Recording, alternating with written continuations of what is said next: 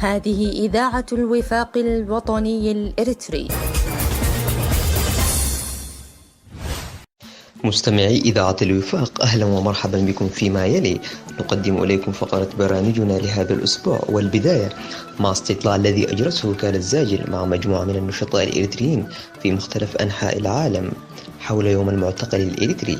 يليه برنامج سيرة المعتقل، نتناول فيه اليوم قصة اعتقال الشيخ العالم الجليل محمد إبراهيم عثمان عبد الله شيدلي، إعداد الدكتور محمد صالح أرها، تقديم الشيخ أبو الرشيد، وأخيرا حوار الوفاق مع الأستاذ عبد الفتاح ود الخليفة للحديث عن الكتاب الذي أصدره والذي يتناول فيه القاضي محمد مراند بعنوان قصة كفاح وندال واختفاء، الحلقة الثانية. مستمعي إذاعة الوفاق في كل مكان، أهلا ومرحبا بكم. فيما يلي نقدم إليكم استطلاع أجرته وكالة زاجل مع نشطاء إريتريين. في البدء يؤكد المشاركون على أهمية يوم المعتقل الإريتري، ويطرحون عدة مقترحات لتطوير يوم المعتقل الإريتري والذي يصادف 14 من أبريل في كل عام. النظام الإريتري أصبح رقما مهما في المنطقة، ولهذا أتت إليه دول كثيرة تنسج علاقة معه اقتصادية وسياسية، وكل يوم وهو يكسب خطوات رابحة إلى التمكين، على الرغم من أنه لم يجري أي إصلاح في سياسته تجاه الوطن والمواطنين. فهل يوم المعتقل الإريتري 14 من أبريل من كل سنة يتعرض لمخاطر الهزيمة، وهو الملف الذي ظل قويا خلال السنوات الماضية، وبموجبه تمت إدانة النظام الإريتري ولا زال يتعرض لضغوطات بخصوص هذا الملف؟ زاجل تطرح استطلاع الرأي توجه فيه سؤالا واحدا: ماذا تعني لك مناسبة يوم المعتقل الإريتري 14 من أبريل؟ وهل من مقترحات لتطويرها؟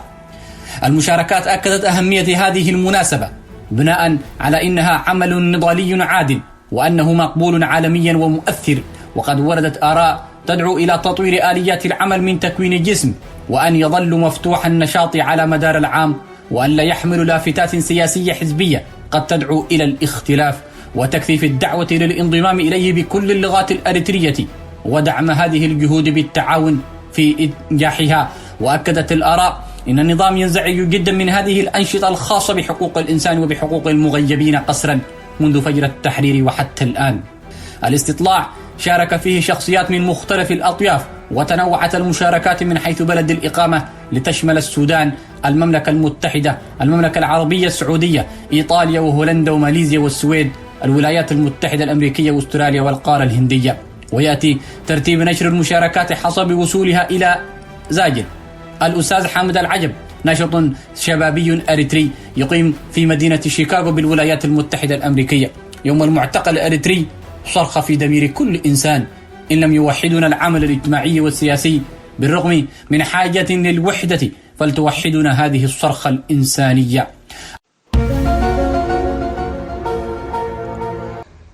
يوم المعتقل الإريتري جهد مشكور وسعي محمود. تحت هذا العنوان كتب الشيخ إسماعيل المختار من كندا: كافح الشعب الإريتري ل30 عاما من أجل الحرية والكرامة والعدالة، ولكنه حرم ثمرة كفاحه ليعيش مرة أخرى تحت قهر جديد بمسمى ولون وطني جديد.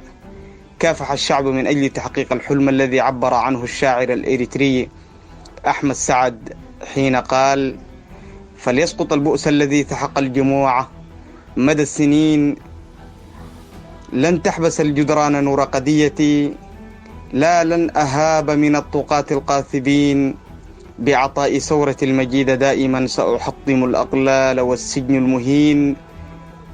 واليوم يرزق المئات من أحرار إريتريا من مفكرين وعلماء وسياسيين وغيرهم من الشرفاء في السجن المهين وتحت وطأة الأغلال، ولن يضيع حق وراءه مطالب. فجزى الله من جعل يوم 14 إبريل يوم المعتقل الإريتري وبذل الجهد من أجل التسكير الضمير العالمي بمآسي هؤلاء المقيبين ظلما وعدوانا. سيرة معتقل. إخوانك، أهلك، أبناء وطنك يرزحون في السجون منذ أكثر من 20 عاما. كن معهم ولا تنساهم في قيائم السجون. الحرية للمعتقلين.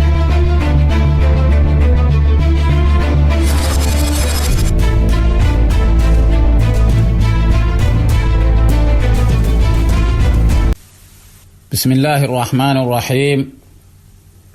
الشيخ العالم الجليل محمد إبراهيم عثمان عبد الله شيدلي. ولد الشيخ محمد إبراهيم في منطقة دعروتاي قرية عد شيدلي الواقعة في الجنوب الغربي من مدينة حقات، وكان ذلك في عام 1929. نشأ الشيخ في قريته نشأة كريمة بين أبويه وعشيرته محبوبا، وكان منذ نعومة أظافره نابغا متفوقا على أقرانه، وقد اهتم به والده مبكرا فقرأ عليه القرآن الكريم وأتقنه على يديه.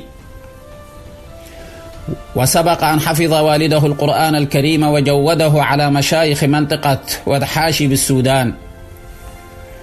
وكان الشيخ محمد إبراهيم دمث الأخلاق، طيب المعشر، طلق الوجه، حلو الحديث، تسبق بسمته قوله، تتخلل أحاديثه الطرف، سخي اليد في العطاء، حاد الذكاء، حاضر البديهة، قوي المنطق والحجة، فصيح اللسان، متسلسل الأفكار، يأسر القلوب عند سماع حديثه، دقيق النظر، عميق المعرفة بعوائد الشعوب، لا يمله جليس ولا يسأمه أنيس، كريم النفس محبوبا لدى جلسائه وأنصاره، تعلوه الهيبة والوقار، قوي الشخصية، ذا عزيمة وإصرار وإرادة لا تعرف التردد ولا التواني. بدأ الشيخ تعليمه على يد والده بقراءة القرآن الكريم، ثم مع شيخ قريته الشيخ إبراهيم علي إزاز رحمه الله. وبعد أن أخذ الشيخ قسطا من التعليم في مسقط رأسه على يد والده وشيخ قريته، قصد أن يشد رحاله إلى طلب العلم خارج قريته بل خارج وطنه، حيث واصل تعليمه في كل من كسل ودنقل في الشمالية، ثم انتقل إلى معهد أم درمان والتحق بمعهد أم درمان العلمي. وكانت له بجانب مواد المعهد متابعات في الحلقات العلمية في الفقه والتفسير واللغة العربية، كما كانت له في نفس الوقت مراجعة في حفظ القرآن الكريم على مشيخة أبو حراز، وقد منحته هذه المشيخة إجازة في حفظ القرآن الكريم وعلومه وغيرها من الأماكن. ومما ساعد الشيخ محمد إبراهيم في مواصلة تعليمه رغبته الشديدة في تحصيل العلم والصدق والإخلاص والعزيمة القوية، بجانب حفظه السريع وذاكرته القوية وذكائه الشديد وفهمه الدقيق وكتابته السريعة وخطه الواضح. كل ذلك كان من الوسائل المعينة له في هدفه، سواء كان في طلبه للعلم أو تعليمه العلم للناس. عاد الشيخ محمد إبراهيم عثمان إلى أريتريا وهو يحمل هموم الدعوة والتعليم ونشر العقيدة الصحيحة بين الناس. وفور وصوله بدأ في نشر دعوته يحدوه الأمل في تثبيت قواعد الدعوة، حيث كان الجهل متفشيا بين الناس بصورة كبيرة ضاربا أطنابه في المنطقة طولا وعرضا. لكن قوة إرادة الشيخ ورغبته الشديدة في نشر الدعوة والتعليم والإخلاص كان ذلك فوق كل العقبات التي واجهته. فبدأ الشيخ دعوته مستعينا بالله بتنظيم حلقات العلم مع أفراد قليلي العدد هنا وهناك، يعلمهم العقيدة وبجانب ذلك الأحكام الفقهية وسائر محاسن الدين.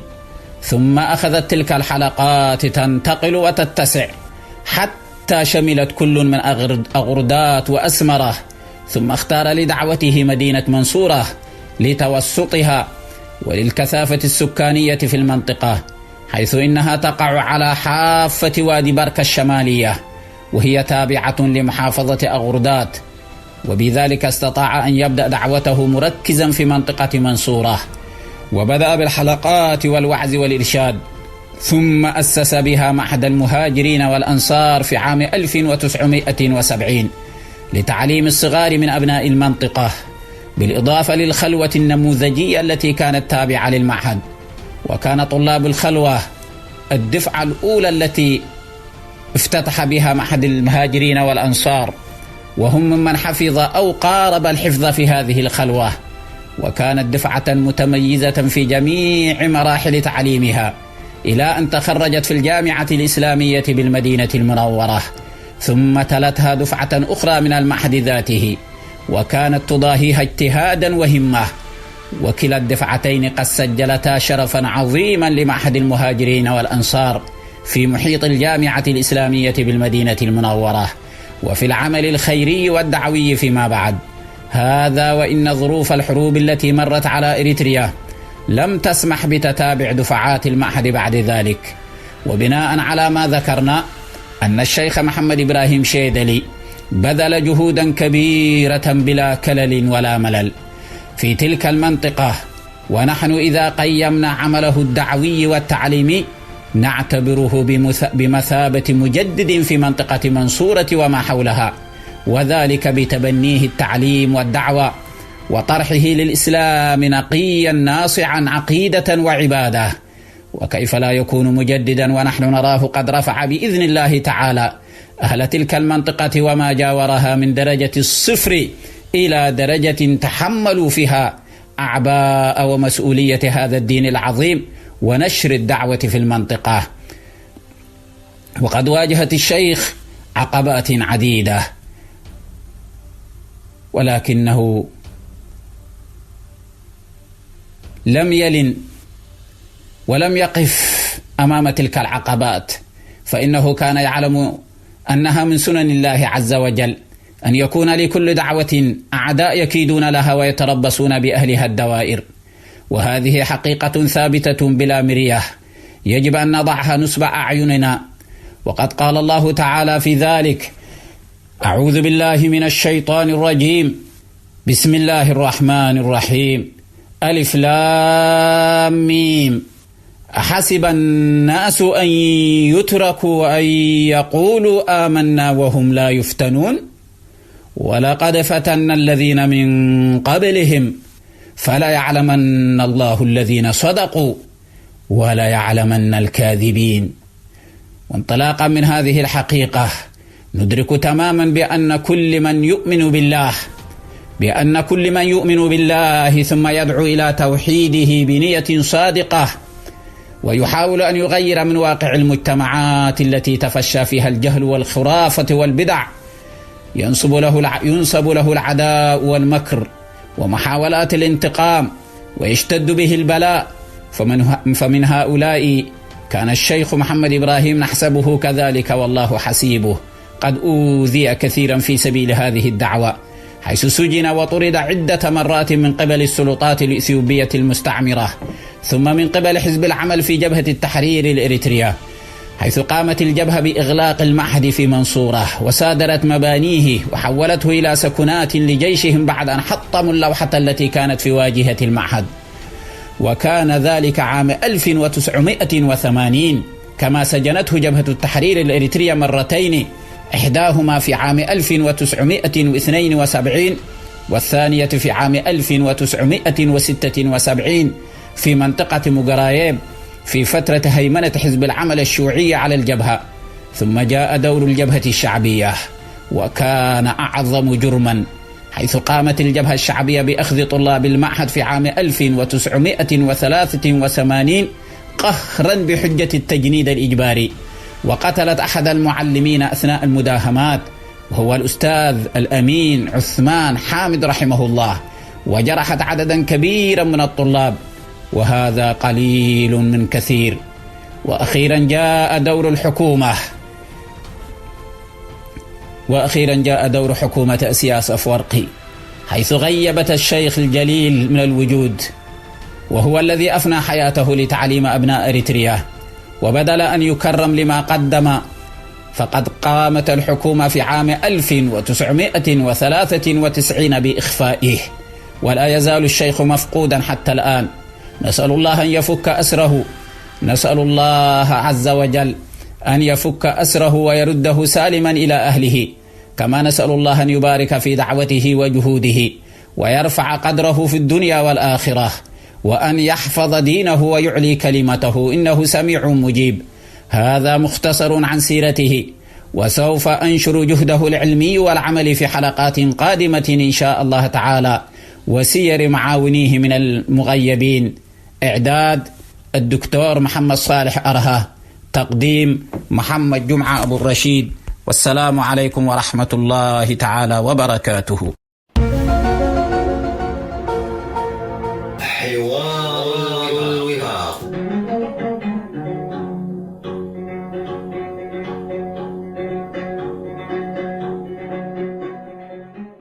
أهلا ومرحبا بكم مستمعينا الأعزاء في هذه الحلقة الثانية من برنامجكم حوار الوفاق، والذي نلتقي فيه بالأستاذ عبد الفتاح ود الخليفة، مؤلف كتاب القائد مرانت، قصة كفاح والسجون واختفاء. مرحب بك أستاذنا عبد الفتاح في هذا اللقاء الثاني وهذه الحلقة الثانية من حوارنا حول كتابك الذي يتناول سيرة المعتقلين الأحرار. أستاذنا الفاضل، في كتابك يوجد عنوانين متتابعين بعد حديثك عن تعريف الشيخ القائد في سطور. كتبت الشيخ القائد في سنة أولى سجن، وعنوان آخر أيضا يقول الشيخ القائد في سنة ثانية سجن. فحدثنا عن هذين العنوانين. أيضا أستاذنا الفاضل، هناك عنوان جميل تقول أنت فيه ضابط المخابرات وإسكافي المدينة، وعنوان آخر رسائل بين أشجار التين. حدثنا عن هذين العنوانين في كتابك أيضا. بسم الله الرحمن الرحيم، والصلاة والسلام على أشرف المرسلين سيدنا محمد وعلى آله وصحبه أجمعين. أشكر الأخ محمد خير في هذا الحوار، وأشكر إذاعة الوفاق على إتاحة الفرصة. ثم أدخل في السؤال الأخ محمد الخير في عنوان اللي يقول في الكتاب مرانة وسنة أولى سجن، والفقرة اللي بعد مرانة وسنة ثانية سجن. قصة سنة أولى سجن حقيقة هي أول مرة اللي دخل فيها الشيخ السجن في ديسمبر عام 76، والتحقيق أخذ 6 أسابيع، ودخل السجن الشيخ وأطلق سراحه بعد عام، وحكم عليه القاضي بالسجن عام واحد، لأنه القاضي لم يجد دليلا قاطعا على اتهام الشيخ أو تورطه في العملية السياسية أو في عمل سياسي ضد الملك، لأنه الدليل الوحيد اللي كان عند المخابرات هو الرسالة اللي كانت في جيب الشيخ في ذاك اليوم، ولكن الشيخ مضغها أمام المخابرات وهم يضربوه ويعتدوا عليه إلى أن تفلها على الأرض وهي معجون لا يتضح منه حرف ولا صورة الختم ولا شيء، يعني معجون تالف. هذه سنة أولى سجن من بدايتها، من يوم الاعتقال في محطة الباصات إلى أن دخل السجن، والظروف اللي واجهته في السجن. وأنا طبعا ما أحكي كل حاجة الآن الموجود في الحلقة، وإلا الناس ما حتشتري الكتاب عشان تقراه، ولكن حلقة سنة أولى سجن تبدأ من يوم القبض على الشيخ في محطة الباصات إلى التحقيق، ومن التحقيق إلى السجن، وحياة السجن عام كامل، ونظرة الشيخ للسجن والسجانين عامة،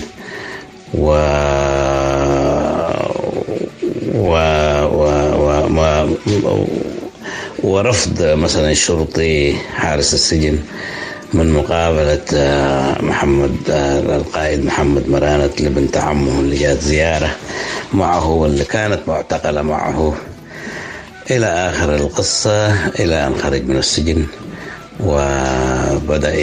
وبدأنا عام 70 نحن ندرس معه سنة أولى، وكانت بالنسبة لنا سنة أولى في الحياة وفي فهم الوطن وفي تعقيدات الوضع الأمني والسياسي في البلد، وكانت سنة أولى لنا طبعا في نفس الوقت في الدراسة. أما بالنسبة للشيخ كانت هي قصة يعني وصل إلى مسامعه من الشيخ نفسه قصته في سنة أولى سجن، على الأقل قصة النفاق وقصة الكذب وقصة العملاء للملك. هذه سنة أولى سجن. أما العنوان اللي بعده قصة سنة ثانية سجن، هي فيها قصة الشيخ بعد خروجه من السجن عام 79 أو نهايات 79 69 أعتذر، وإلى عام 73 ديسمبر، يعني بالتمام والكمال 5 سنوات من يوم اعتقاله الأول. وهذه طبعا لعبت فيها الصدف رغم حزن الشيخ ورغم دقة العمل ورغم إبعاد كل شيء له صلة بالعمل السياسي خارج البيت وخارج المعهد وخارج المسجد، وفين كانت محفوظة الأسرار ومع مين وفي أي ركن من أركان المدينة، دا الناس تعود للكتاب وتقرأ القصة. سنة ثانية سجن تورط فيها أخ واحد ورجل ضابط المهندس البلدية أم حراوي اسمه تاركي، كان رجل ذكي ورجل كان يتعاون مع المخابرات، هو الذي أوقع واحد من المنظومة السياسية السرية الوطنية في داخل المدينة وجرت رجل الشيخ إلى السجن. هذه هي سنة ثانية سجن، هذه القصة كلها وما فيها. سنة ثانية سجن والتفاصيل تقرأ في الكتاب بإذن الله. أما عن العناوين الجانبية في سنة ثانية سجن زي مثلا ضابط المخابرات وإسكاف المدينة، أو مثلا العنوان الجانب الآخر رسائل بين أشجار التين. العنوان الجانب الأول اللي هو إسكاف المدينة، ضابط المخابرات وإسكاف المدينة، الناس تحتاج أن تعرف من هو إسكاف المدينة. في المدينة كان في إسكاف اسمه محمد جابرة، رجل وسيم طويل القامة، رجل فكاهي، رجل نوادر وكذا. هذا هو الإسكافي، وله قصص كثيرة تتعلق به. هو نموذج للشباب الظراف في المدينة، ولكن برضو كان ضابط مخابرات في المدينة يشبه المواطن الإسكاف المدينة، هذا المواطن الكرني محمد جابرة، يشبه شبه شديد في الطول واللون وكل شيء، وفي السرعة في المشي وكذا. هذا الضابط كان عكس الإسكافي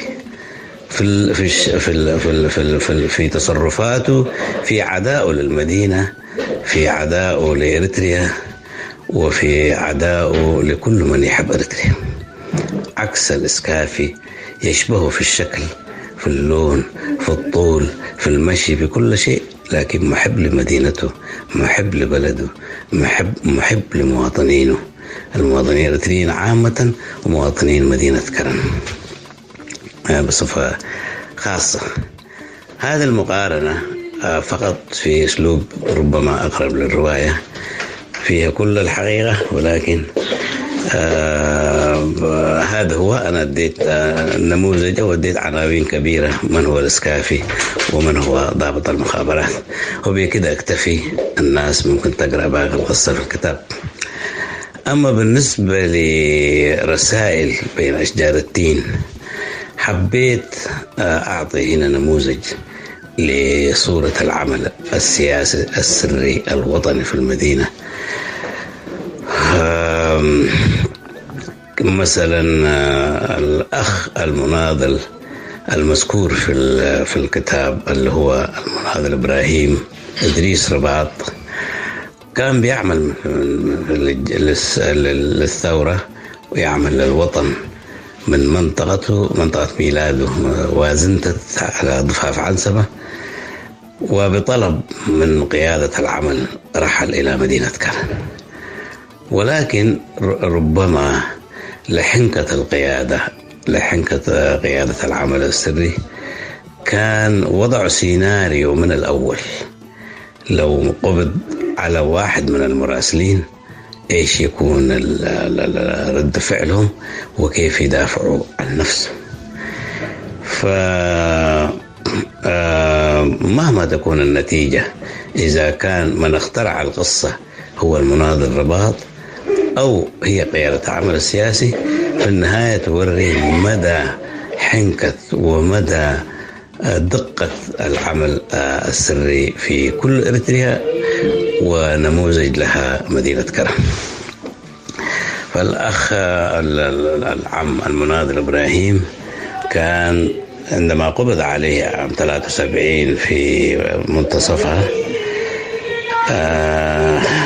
تقريبا، كان ذكر بأنه نعم كان مراسل ما ينكر، لأنه أصلا من يعرفه كمراسل من الثورة الإريترية كان سلم للعدو الإثيوبي في مدينة كرن، فكان أمام حقيقة لا يستطيع أن ينكرها، وبالتالي تحايل على القانون أو تحايل على رجال المخابرات ليقول أنه كان يأخذ الرسائل من تحت أشجار ومنطقة معينة فيها يجد الرسائل، ولا يقابل الأشخاص الذين يكتبون أو الأشخاص الذين يرسلون أو الأشخاص الذين يعطون الأوامر أو النواهي. هؤلاء لا يراهم أبدا العين المجردة، وإنما يأخذ رسائلهم من تحت شجرة معينة ويوصلها إلى المسؤولين. أما إن ذكر من 1 إلى 30 من المسؤولين، من الذي يستطيع الوصول إليهم والقبض عليهم؟ والحكومة الإثيوبية أصلا ما قادرة تواجه الناس في خارج المدينة المسلحين، المقصودين كانوا هم من في الداخل. وهو بأسلوب رائع وجميل خرج من ورطة أنه يدل الحكومة على الناس اللي بيعملوا في الداخل، ورمى المسؤولية على الناس الموجودين في الخارج، وهو حاول يطلع منها كمان كالشعر من العجينة، بأنه هو كان من إنسان مجهول يستلم رسائل مجهولة إلى ناس معلومين ومعروفين لكن موجودين خارج سلطة الحكومة. هذه قصة رسائل بين أشجار التين. وإن شاء الله يعني في الحلقات القادمة اعتمادا على الأسئلة المقدمة نقدر نجيب ونواصل في قصة الشيخ القائد محمد مرانة نسور. أشكركم على حسن الاستماع، والسلام عليكم ورحمة الله وبركاته. مستمعين الأفاضل، إلى هنا وتنتهي بث برامج إذاعة الوفاق، ودمتم في رعاية الله وحفظه. هذه إذاعة الوفاق.